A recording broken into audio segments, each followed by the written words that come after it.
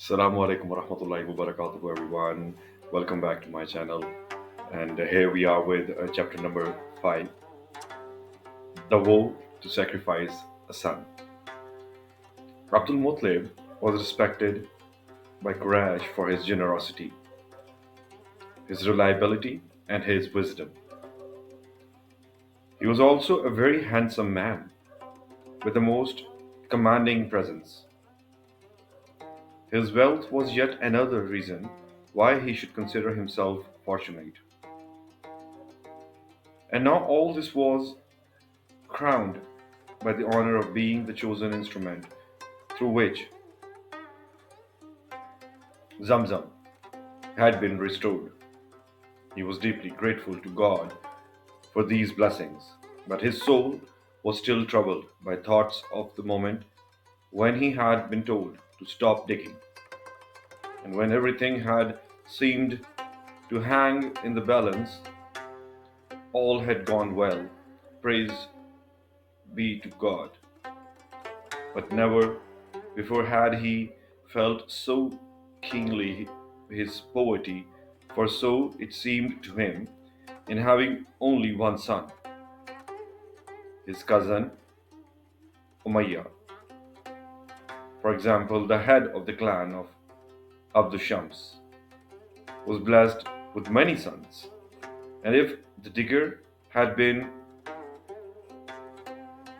Mughira, the chief of Mughzam, his sons could have made a large and powerful circle around him, but he himself, although he had more than one wife, had only one son to uphold him. He was already half resigned to this, but God, who had given him Zamzam, could also increase him in order in other respects, and encouraged by the favor he had just received, he prayed God to give him more sons, adding to his prayers the vow that if he would bless him with 10 sons and let him all grow to manhood, he would sacrifice one of them to him at the Kaaba. His prayer was answered. The years passed, and 9 sons were born to him. When he made his vow, it had seemed to refer to a very far off possibility, but the time came when all his sons were grown up, except the youngest, Abdullah, and his vow began to dominate his thoughts.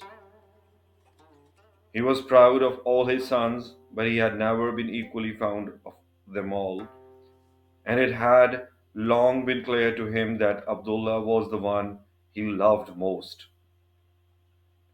Perhaps God also preferred this same son,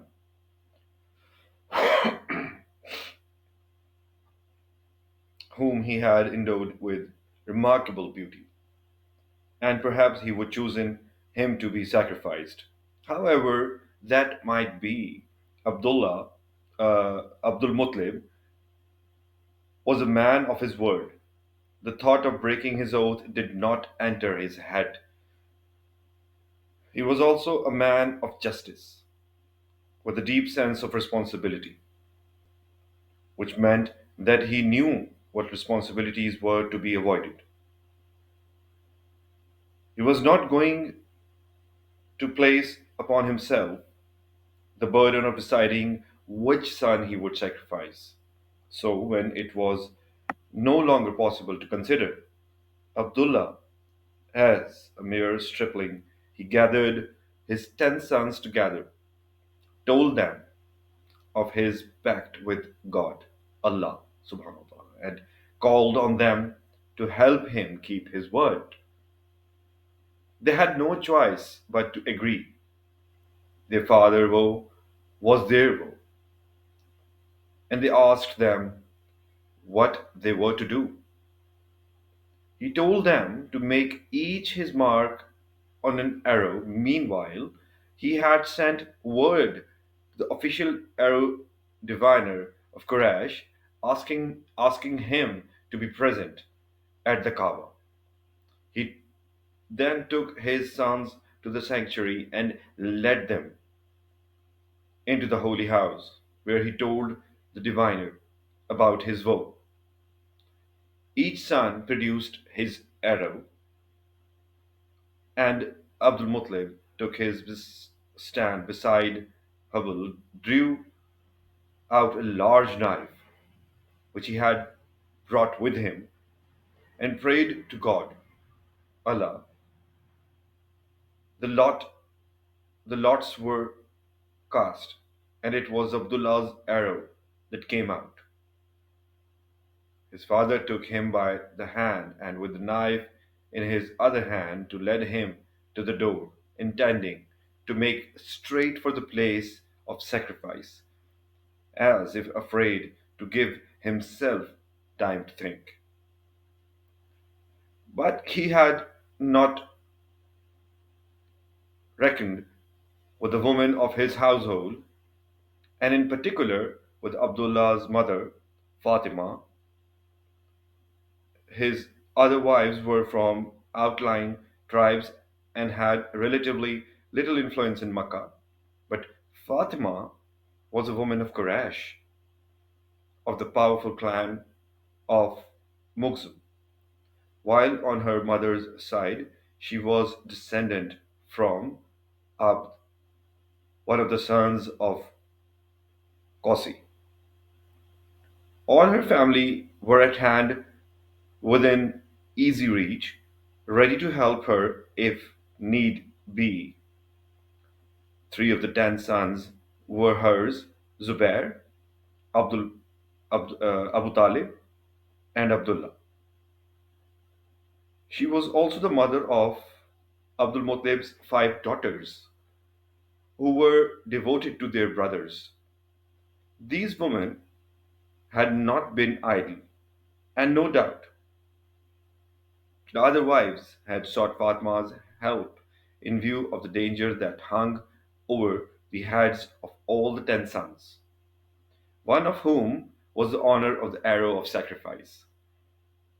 By the time the lots had been cast, a large gathering had assembled in the courtyard of sanctuary. When Abdul Muttalib and Abdullah appeared on the threshold of the Kaaba, both as pale as death. A murmur rose from the Muxamites as as they realized that one of their sister's son was the intended victim. Wherefore that knife called a voice, and others reiterated the question, though they all knew the answer. Abdul Muttalib began to tell them of his woe, but he was cut short by Mughira, the chief of Mughzam. Sacrifice him thou shalt not, but offer a sacrifice in his stead, and though his ransom be all the property of a sacrifice in his stead, and though uh, his ransom be all the property of a sacrifice in his stead, and though his ransom be all the property of the sons of Mughzim, we will redeem him. Abdullah's brothers had by his time come out from the holy house. None of them had spoken, but now they turned to their father and begged him to let their brother live and to offer some other sacrifice by way of expiation. There was not one man present who did not take their part, and Abdul Muttalib longed to be persuaded, but he was filled with scruples. Finally, however, he agreed to consult a certain wise woman in Yathrib who could tell him whether an expiation was possible in this case? And if so, what form it should take?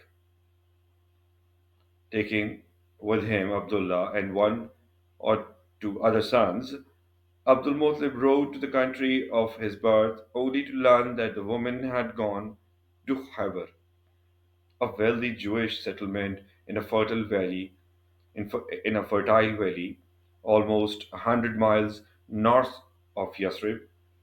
So they continued their journey, and when they had found the woman and told her the facts, and she promised to consult her familiar spirit and bade them return the following day. Abdul Muttalib prayed to God, and the next morning the woman said, "Word hath come to me, what is the blood right amongst you?" They answered that it was 10 camels. "Return to your country," she said, "but put your man and 10 camels side by side and cast lots between them. If the arrow fall against your man, add more camels and cast lots again. And if needed, and if need be, add more camels until your Lord accepts them and the arrow falls against them. Then sacrifice the camels and let the man live." They returned to Makkah forthwith and solemnly led Abdullah and 10 camels to the courtyard of the Kaaba. Abdul Muttalib went inside the holy house and standing beside Hubble, he prayed to God to accept what they were doing. Then they cast lots, and the arrows fell against Abdullah. Another 10 camels were added, but again the arrows said that the camels should live and that the man should die. They went on adding camels, 10 at a time, and casting lots with the same result, until the number of camels had reached 100. Only then did the arrow fall against them. But Abdul Muttalib was exceedingly scrupulous. scrupulous. For him, the evidence of one arrow was not enough to decide so great an issue. He instead that they should cast lots a second and third time, which they did, and each time the arrow fell against the camels. At least he was certain that God had accepted his expiation, and the camels were duly sacrificed.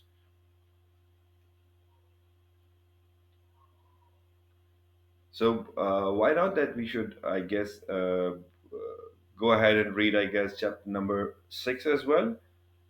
Uh, the name of the chapter number 6 is the need for a prophet. Abdul Muttalib did not pray to Hubble, he always prayed to God, to Allah. But the Movite idol had been for generations inside the house of God and had become for Quraysh a kind of personification of the barakah.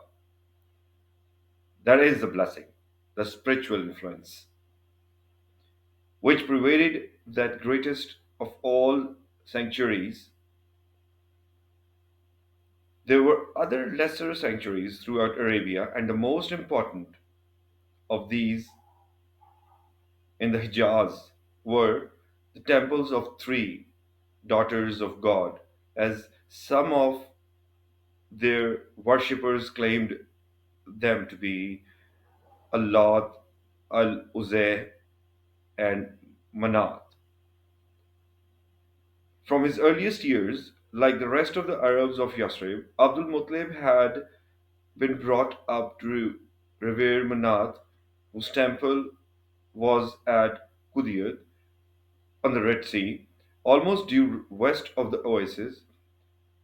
More important for Quraysh was the shrine of Al-Uzay in the valley of Nakhla, a camel day's journey south of Makkah. Another day journey in the same direction brought the devotee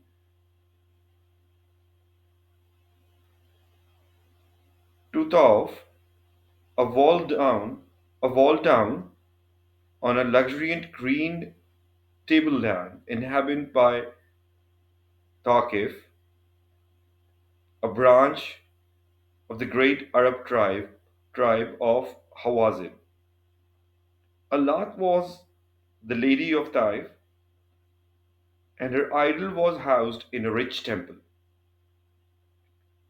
As guardians of this, Thaqif liked to think of themselves as the counterpart of Quraysh, and Quraysh went so far as to speak currently of the two cities when they meant Makkah and Taif. I'm sorry. But despite the wonderful climate and fertility of the garden of the Hijaz, and Taif was called, its people were not unjealous of the barren valley to their north, for they knew in their hearts that their temple, however much they might promote it, could never compare with the house of God. Nor did they altogether wish it were otherwise, for they too were descended from Ismail and had roots in Makkah. Their sentiments were mixed and sometimes conflicting. Quraysh, on the other hand, were jealous of no one. They knew that they lived in the center of the world and that they had in their mindset a magnet capable of drawing pilgrims from all points of the compass. It was up to them to do nothing that might diminish the good relationships, the good relationship which had been established between themselves and the outlying tribes. Abdul Muttalib's office as host of pilgrims to the Kaaba imposed him an quiet awareness of these things. His function an interrogable was an intertribal one, and it was shared to a certain extent by all Quraysh. The pilgrims must be made to feel that Makkah was a home from home, and welcoming them meant welcoming what they worshipped and never failing to show honor to the idols they brought with them.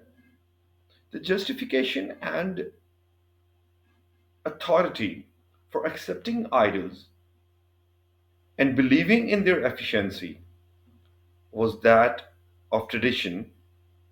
Their father and grandfather and great grandfathers had done so. Nonetheless, God was for Abdul Muttalib the great reality, and he was no doubt nearer to the religion of Ibrahim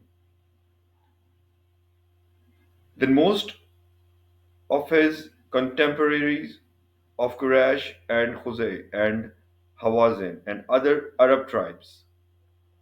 But there were, and also had been, a few who mentioned the full purity of Abrahamic worship. They alone realized that far from being traditional, idol worship was an innovation, a danger to be guarded against. It only needed a longer view of history to see that how was no better than the golden calf of the sons of Israel. These Hunafa, as they called themselves, would have nothing to do with the idols, whose called themselves would have nothing to do with the idols, whose presence in the Makkah they looked on as a profanation and a pollution. Their refusal to compromise and their frequent outspokenness relegated them to the fringe of Meccan society where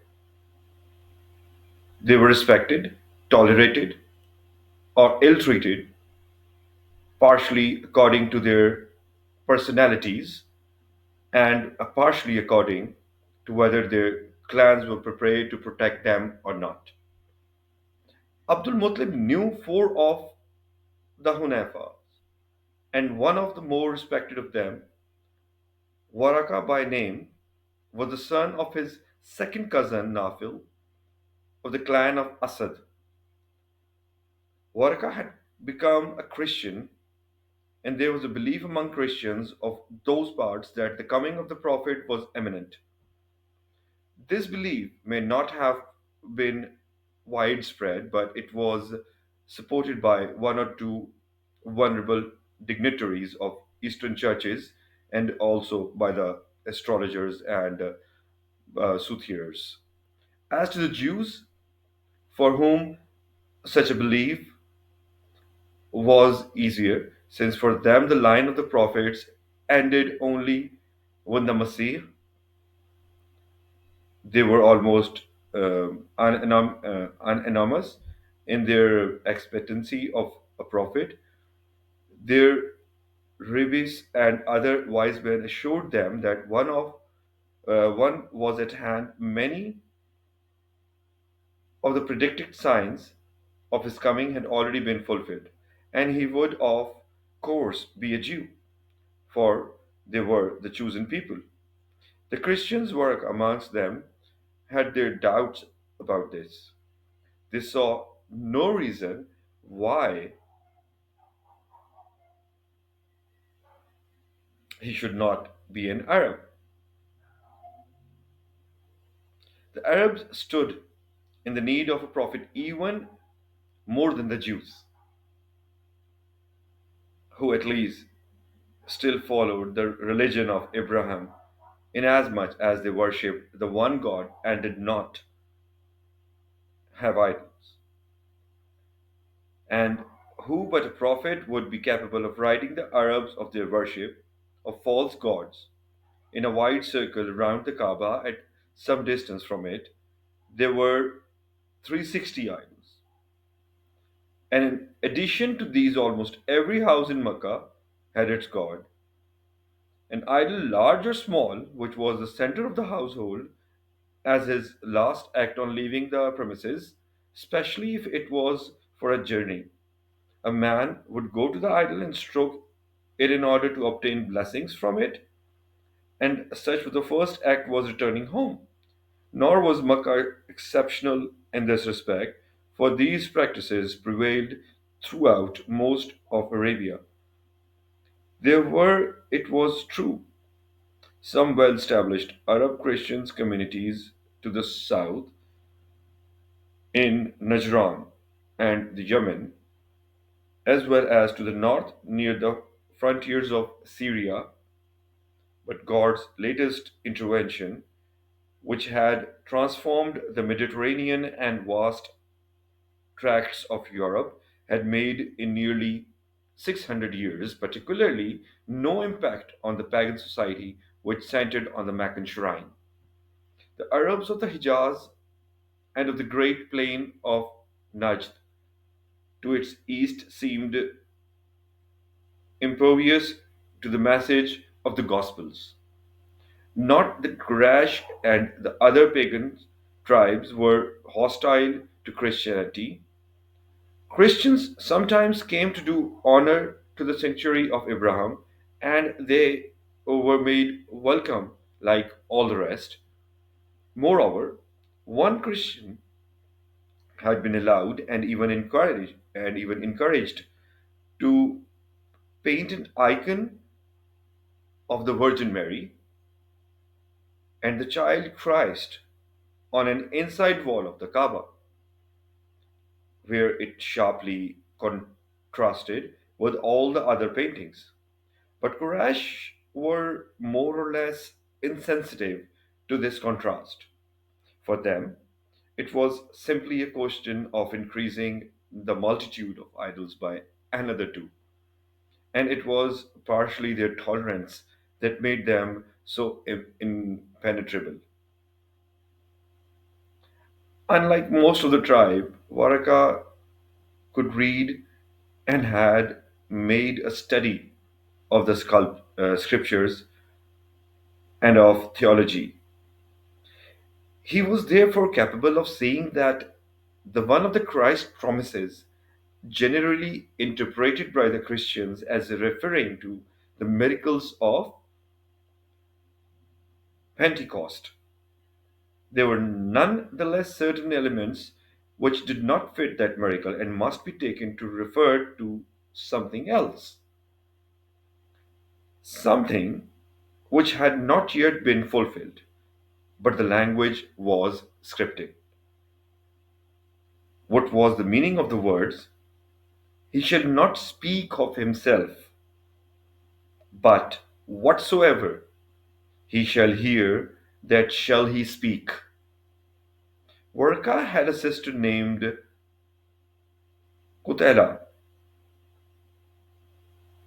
who was very close to him. He often spoke to her all about these things, and his words had made a great an impression on her that thoughts of the expected prophet were often in her mind. Could it be that he was already in her midst? Once the sacrifice of the camels had been accepted, Abdul Muttalib made up his mind to find a wife for his reprieved son. And after some considerable consideration, the choice fell on Amina, the daughter of Wahab, a grandson of Zuriya, the brother of Qasi. Wahab had been chief of Zora, but had died some years previously, and Amina was now a ward of his brother's Wahab, who had succeeded him as chief of the clan. Wahab himself also had a daughter of marriageable age, Hala by name, and when Abdul Muttalib had arranged that his son should marry Amna, he asked that Hala should be given in marriage to himself. Wahab agreed, and all preparations were made for the double wedding to take place at the same time.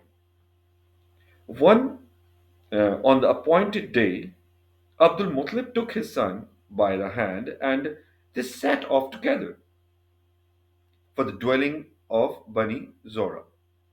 On the way that they had to pass the dwellings of the Bani Asad. And it so happened that Kutela, the sister of Varaka, was standing at the entrance to her house, perhaps deliberately in order to see what could be seen, for everyone in Makkah knew of the great wedding which was about to take place. Abdul Muttalib was now over 70 years old, but he was still remarkably young for his age in every respect. And the slow approach of the two bridegrooms, their natural grace enhanced by the solemnity of the occasion, was indeed an impressive sight. But as they drew near, Qutala had eyes only for the younger men. Abdullah was, for beauty, the Joseph of his times, even the oldest man and woman of Quraysh could not remember having seen his equal. He was known in his 25th year, in the full flower of his youth, but Qutala was struck above all, as she had been on other occasions, but never so much as now, by the radiance which lit his face and which seemed to her to shine from beyond this world. Could could it be that Abdullah was the expected prophet, or was be so, uh, or was he to be the father of the prophet? That had now just passed her, and overcome by a sudden impulse, she said, "O Abdullah." His father let go his hand as if he, as if to tell him to speak to his cousin. Abdullah turned back to her face. Abdullah turned back to face her, and she asked him where he was going with my father. He said simply, not out of reticence, but because he felt sure that he must know that he was on his way to his wedding. "Take me here and now as the wife," she said, "and thou shalt have as many camels as thou that were sacrificed in thy stead." "I am with my father," he replied. "I cannot act against his wishes, and I cannot leave him." The marriages took place according to plan, and the two couples stayed for some days in the house of Wahab. During the time, Abdullah went to fetch something from his own house, and again he met Qutayla, the sister of Wahab. Her eyes searched his face with such earnestness, earnestness that he stopped beside her, expecting her to speak. When she remained silent, he asked her why she did not say to him what she had said the day before. She answered him, saying, "The light hath left thee that was with thee yesterday. Today thou cannot today thou cannot fulfill the need ahead of thee." The year of the marriages was AD 569. So the year of the marriages was 569 AD. The year following this has been known ever since as the year of the elephant, and it was momentous for more than one reason. Thank you so very much for being with me, and if you have not subscribed my channel, please do subscribe my channel at the earliest, and tune in. We'll be inshallah reading the chapter number 7, the year of the elephant. So stay tuned and stay happy, and assalamu alaikum wa rahmatullahi wa barakatuh.